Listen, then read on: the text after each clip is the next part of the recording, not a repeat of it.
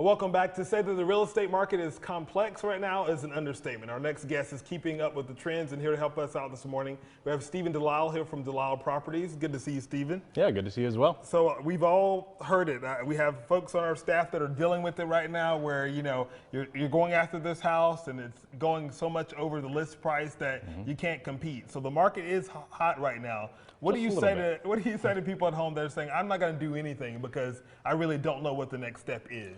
Well, this year feels a lot like last year. It's kind of a repeat, if you will. So the only changes are really going to be around what home prices look like. They're higher, of course, and then also what the interest rates are, which are also slightly higher as well. What's the same is that when a listing goes live, they're getting multiple offers well above list price as soon as they go live.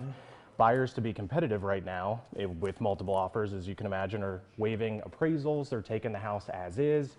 They're even allowing the seller to rent back their own home so that that seller can then go find their own home. So I'd say this market's not slowing down anytime soon. And complex is not even the word to describe it when you're doing all of that. There's so many things that are involved in that. Yeah. So how are you guys addressing the concerns? I know there's some issues and some things that you want to talk about to kind of give people more education when it comes to dealing with all of this. Right. So a lot of people I'm finding don't have the accurate information to then make the best decision.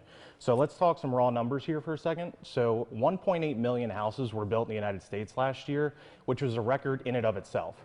So if you're looking at those numbers and you look at the hyper-local numbers, you can see that the new listing slide is showing us that we are in a deficit of, I think it's 241 homes as opposed to this time last year. The closed sales volume is up actually 160 homes. So that's the new construction trying to fill in the gap right there. And then you've got the average price that's increased just over $35,000 as well. All of that's pointing to extreme buyer demand right now. And buyer demand is driven by three things. It's demographic trends, net migration, and federal monetary policy. Of the three, the most important one is net migration here, because between 62 and 64% of the buyers buying in Greenville right now are from out of state. Yeah. And that tournament that we just had right now, when people got their first eyes on Greenville, yeah, they'll be calling you real soon. Well, and if you look at the pre-COVID numbers, 55,000 people moved to South Carolina a year. Now you can triple that for the next foreseeable future. Yeah, and I'm really serious about that. Folks that just recently got their eyes on Greenville will definitely be calling to say, hey, you know, this is a place, it's a great place to live. So we definitely want to, you know, put some roots here, which is really great. Yeah. Any other information you can give us when we're making those decisions, like, you know, buyers, sellers, people that are just watching, trying to figure out what the next step is? Is there anything else they should take into consideration? So I'd say my advice to you is now we know the real numbers. We know that pricing is continuing to increase, and we've got a slide here talking about affordability.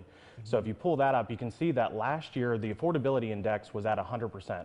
What that means is that the average income earner could afford the average price here in Greenville. Right now, as of today, we're at 83%. And in January, we were at 85. So we've already lost 2% in 2 months.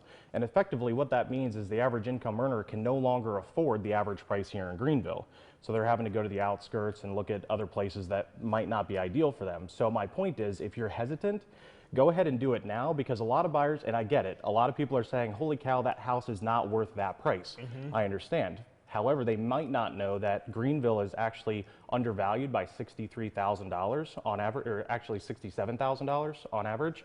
So when they're paying that price, they're actually undervalued overall, and the United States is appreciating this year at 9%.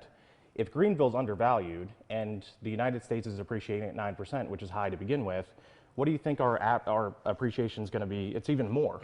So let's sit down and have a conversation of what that looks like for your specific goals and navigate that with you. And for folks that are reluctant to have the conversation, I would say now is the time, because the market is changing so much and interest rates are changing. So now is probably the time to go ahead and start having that conversation. You're essentially losing out on the value in your home that you could have bought last month, appreciation-wise.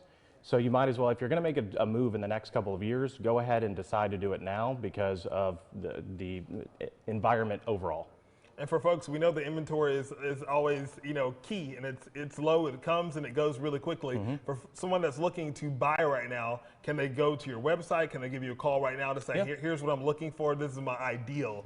I mean, absolutely, yeah. You can give us a call. Our number and our website's right there at the bottom. So you can visit our website, call us directly. We're happy to have that conversation. We sit down, we meet people, we understand the ins and outs of what their goals are, because everybody's different and every home is different. So negotiation is different across the board, no matter how you slice it. And how about those sellers out there? They have a lot of power right now. They do. Although when you're looking at seller side, yeah, you're going to get way above list price. You're going to get really good terms. Most of our sellers are actually building. So a lot of our inventory that would have been on and off the market real quick within 30 days are now we're having to wait 9 months, 10 months to then introduce that inventory to the market. And you got to make sure when you sell, you have another place to go. Yes, ideally you don't want to be homeless. You don't want to be homeless, so to make sure you have somewhere to go. And finding a house is not always the easiest, but with the DeLisle Properties team, they'll take good care of you. DeLisleProperties.com, and they'll make sure that you have everything you need to know. Thank you, Steven, so much for coming on and giving us all the information, because we've heard so-and-so say that this is happening, but it's always good to have it from the experts. We appreciate that. Have all the real numbers. I appreciate your time. Of course, we'll put all this information for you at our website, yourcarolina.tv.